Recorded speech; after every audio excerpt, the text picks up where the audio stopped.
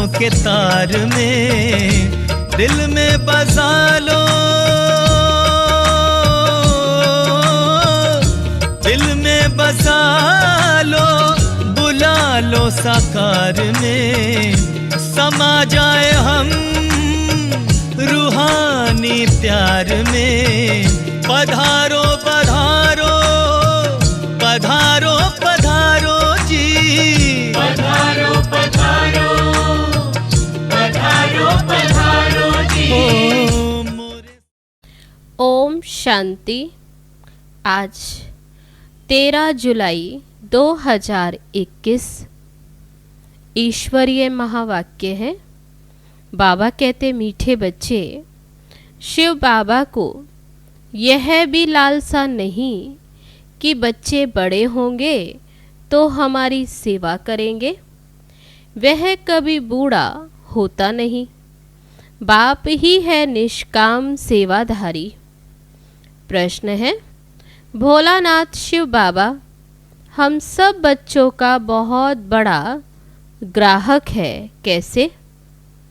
उत्तर है, बाबा कहते, मैं इतना भोला ग्राहक हूँ जो तुम्हारी सब पुरानी चीज़ें खरीद कर लेता और उसके रिटर्न में सब नई नई चीज़ें देता हूँ। तुम कहते हो बाबा ये तन मन धन सब आपका है, तो उसकी एवज में तुम्हें ब्यूटीफुल तन मिल जाता, अपार धन मिल जाता।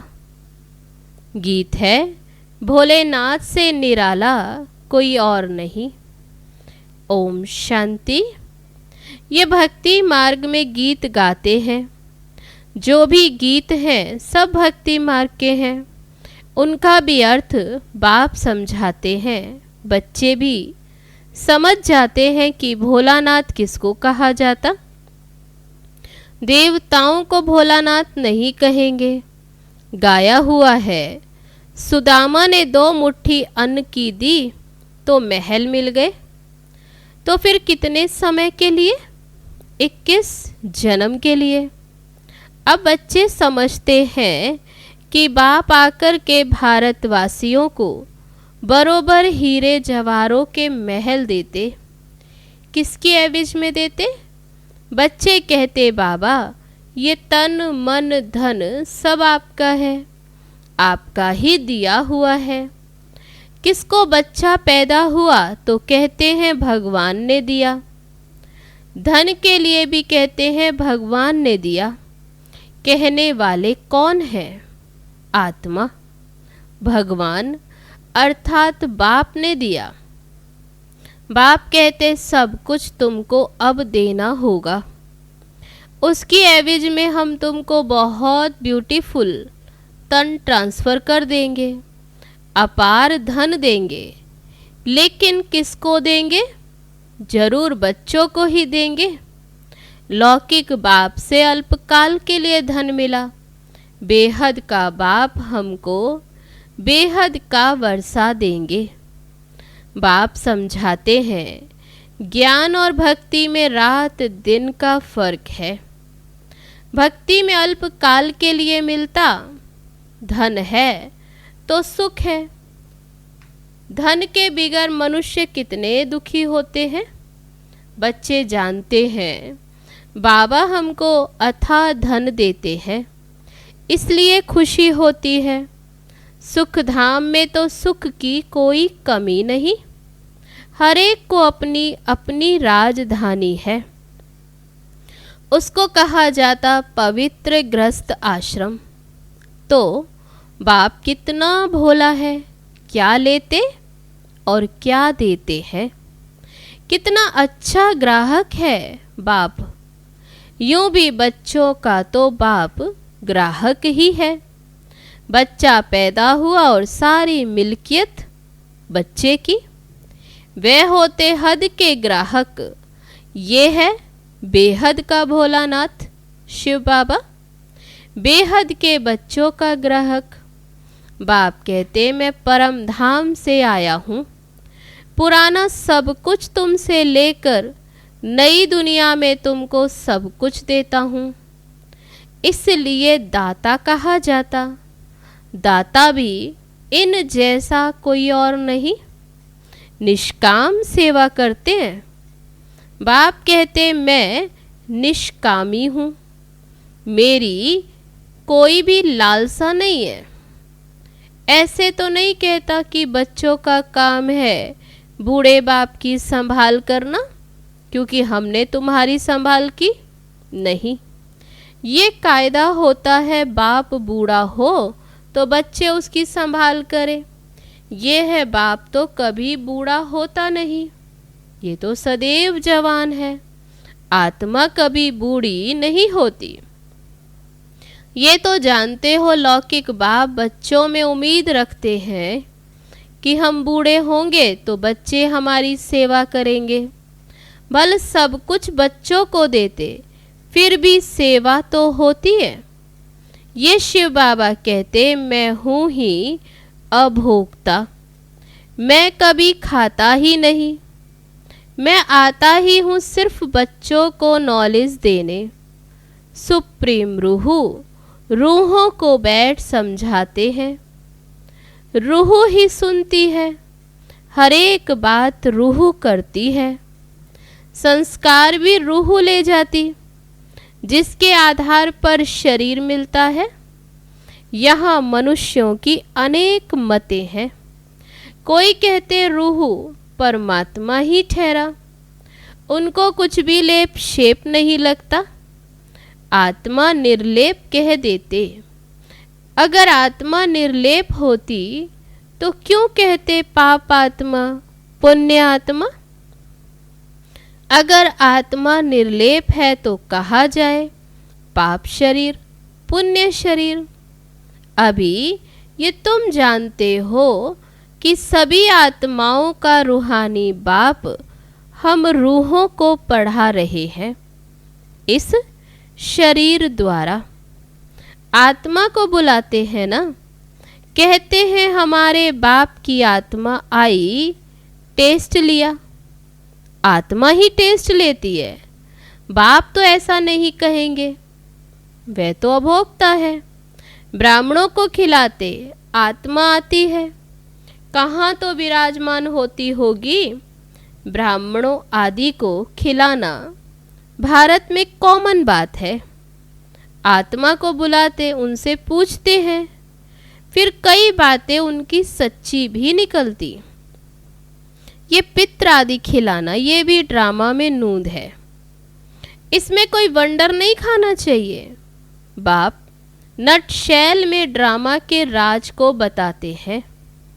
डिटेल तो इतनी ड्रामा की समझानी दे नहीं सकते। बाबा कहते डिटेल में तो इतनी समझानी नहीं दे सकते, हर एक की समझानी में ही वर्ष लग जाए। तुम बच्चों को बड़ी सहज ये शिक्षा मिलती है। गाते भी हैं हे पतित पावन आओ, आकर हमको पावन बनाओ। उनका नाम ही है पतित पावन। ब्रह्मा विष्णु शंकर को पतित पावन नहीं कह सकते, बाप को ही पतित पावन लिबरेटर कहते हैं। दुख हरता सुख करता उनको ही कहा जाता, वह है निराकार। शिव के मंदिर में जाकर देखो, वहाँ लिंग रखा है। जरूर चैतन्य था तब तो पूजा करते हैं। ये देवता भी कभी चैतन्य थे, तब तो उन्हों की महिमा है। नेहरू चैतन्य में था, तब तो उनका फोटो निकाल महिमा करते हैं। कोई अच्छा काम करके जाते हैं तो उनका जड़ चित्र बनाए महिमा करते। पवित्र की ही पूजा करते हैं, कोई भी मनुष्य की पूजा नहीं कर सकते। विकार से पैदा होते हैं ना, तो उनकी पूजा नहीं हो सकती। पूजा देवताओं की होती जो सदैव पवित्र होते। तुम जानते हो बाबा आया था, फिर अब संगम पर आया है स्वर्ग की स्थापना करने। फिर द्वापर से रावण राज्य शुरू होगा। रावण राज्य शुरू होने से झट शिव का मंदिर बनाते हैं। अभी तो चैतन्य में नॉलेज सुना रहे हैं, वह सत्य है, चैतन्य है, उनकी ही महिमा गाते हैं। निराकार को शरीर तो चाहिए ना, तो बाप ही आकर विश्व को हेवन बनाते हैं। उस हेवन में राज्य करने के लिए तुम पुरुषार्थ कर रहे हो, स्वर्गवासी तुम बन रहे हो। निराकार परम पिता परमात्मा ज्ञान का सागर है, परंतु सुनाए फिर कैसे? तो कहते हैं मैं इस शरीर में आया हूँ, मेरा ड्रामा में यह पार्ट है। मैं प्रकृति का आधार लेता हूँ। ये जो पहले नंबर का है, इनके ही बहुत जन्मों के अंत में मैं आकर प्रवेश करता हूँ और इनका नाम ब्रह्मा रखता हूँ। पहले ये सब भट्टी में थे तो बहुतों का नाम दिया था। जो बड़े बड़े बाबा कहते उस समय देखो जितने भी थे यज्ञ में सबको नाम दिए। बाबा कहते परंतु बहुतों ने फिर छोड़ दिया, यज्ञ छोड़कर चले गए। इसलिए फिर नाम रखने से क्या फ़ायदा? तुम वह नाम देखो तो वंडर खाओ।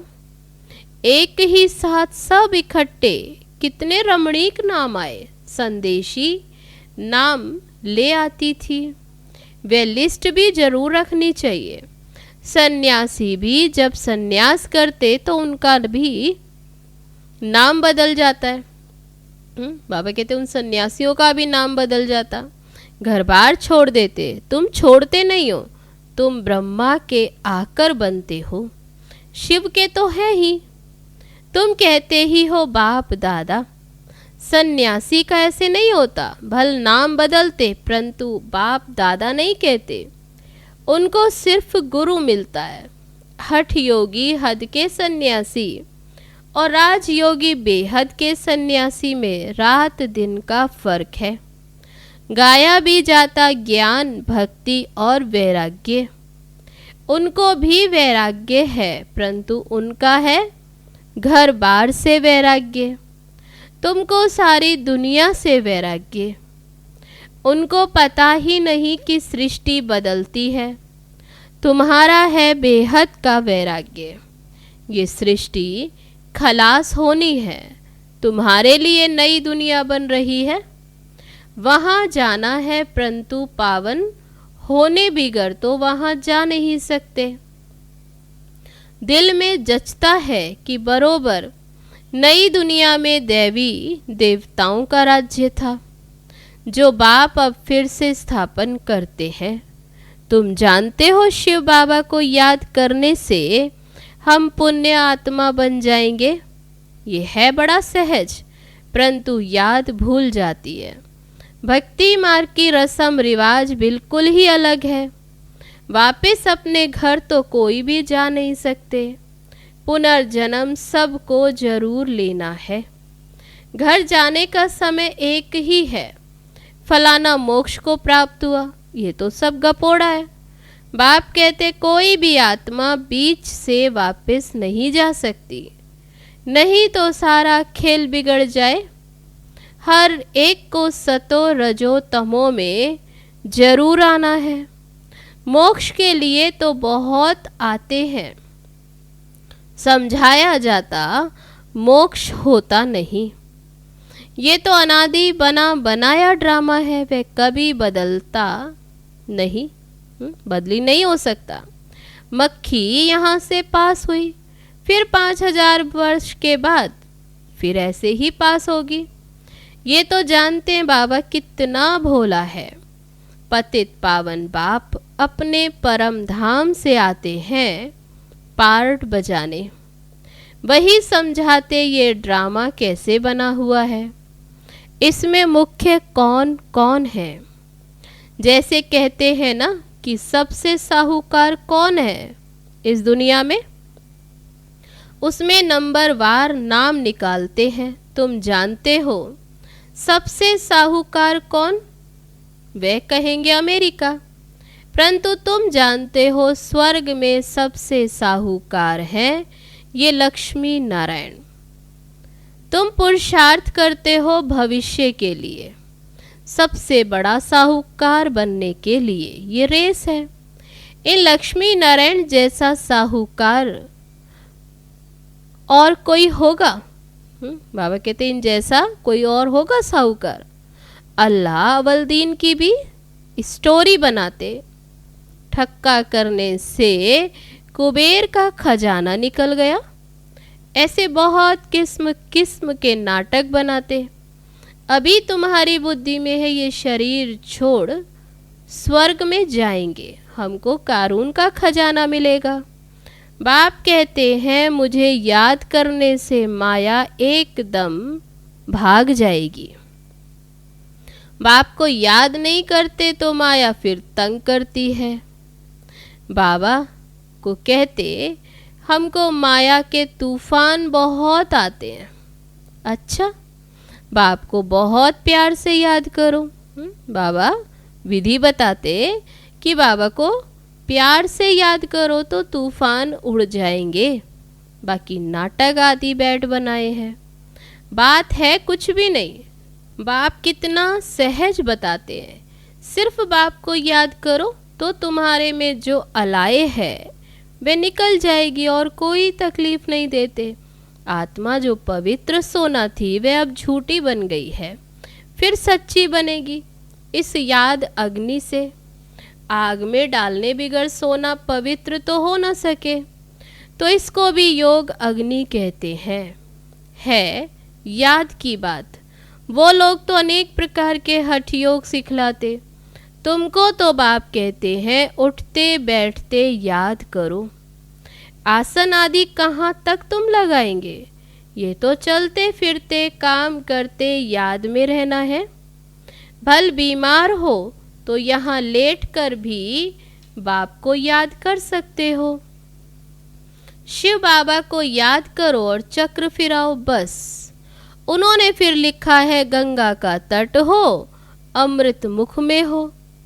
गंगा के किनारे तो गंगा जल ही मिलता, इसलिए मनुष्य हरिद्वार में जाकर बैठते। बाप तो कहते तुम कहाँ भी बैठो, भले बीमार हो, सिर्फ बाप को याद करो। स्वदर्शन चक्र फिराते रहो तब प्राण तन से निकले। ये प्रैक्टिस करनी पड़े। उस भक्ति मार्ग की बातों में और इस ज्ञान मार्ग की बातों में कितना रात दिन का फर्क है। बाप की याद से तुम स्वर्ग के मालिक बन जाएंगे। वह तो लड़ाई वालों को कहते, जो युद्ध के मैदान में मरेगा वह स्वर्ग में जाएगा। वास्तव में युद्ध यही है। उन्होंने कौरवों पांडवों का लश्कर दिखाया, महाभारत लड़ाई हुई, फिर क्या हुआ? रिजल्ट कुछ भी नहीं, बिल्कुल ही घोर अंधियारा, कुछ भी समझते नहीं, इसलिए अज्ञान अंधियारा कहा जाता है। बाप फिर रोशनी करने आया है, उनको ज्ञान का सागर नॉलेजफुल कहा जाता। अभी तुमको भी सारा ज्ञान मिला है, वह है मूल वतन जहाँ तुम आत्माएं रहती हो। उनको ब्रह्मांड भी कहा जाता। यहाँ रुद्र यज्ञ रचते हैं तो बाप के साथ साथ तुम आत्माओं को भी पूजा करते। तुम आत्माओं की भी पूजा होती है क्योंकि तुम बहुतों का कल्याण करते। बाप के साथ तुम भारत की खास और दुनिया की आम रूहानी सेवा करते हो, इसलिए बाप के साथ तुम बच्चों का भी पूजन होता है। अच्छा, मीठे मीठे सिक्के लदे बच्चों प्रति माता पिता बाप दादा का याद प्यार और गुड मॉर्निंग। रूहानी बाप की रूहानी बच्चों को नमस्ते। हम रूहानी बच्चों की रूहानी बाप दादा को नमस्ते नमस्ते।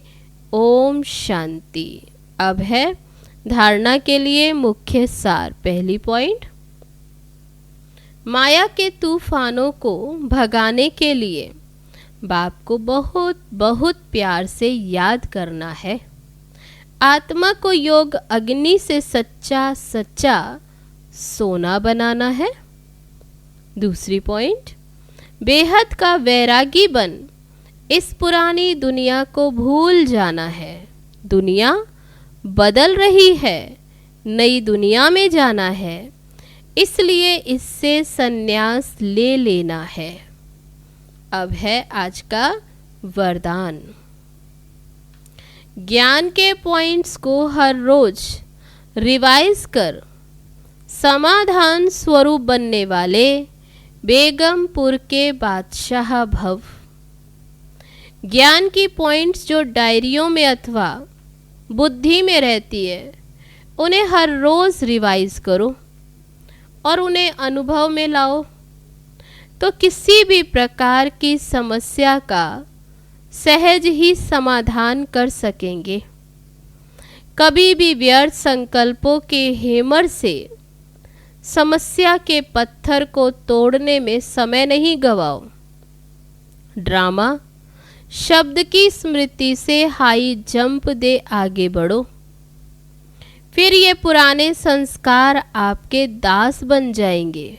लेकिन पहले बादशाह बनो, तख्त नशीन बनो। अब है आज का स्लोगन, हर एक को सम्मान देना ही सम्मान प्राप्त करना है। अच्छा, ओम शांति।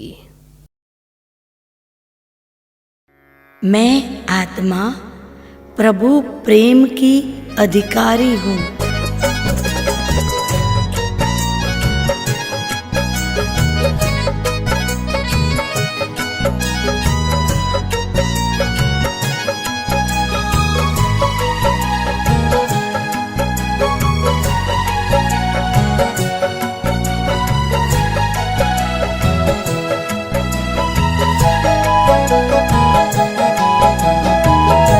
जब भी निगाहों में तेरी मैं आऊं, जब भी निगाहों में तेरी मैं आऊं, इस संसार को मैं भूल जाऊं। जब भी निगाहों में तेरी मैं आऊं, इस संसार को मैं भूल जाऊं। जब भी निगाहों में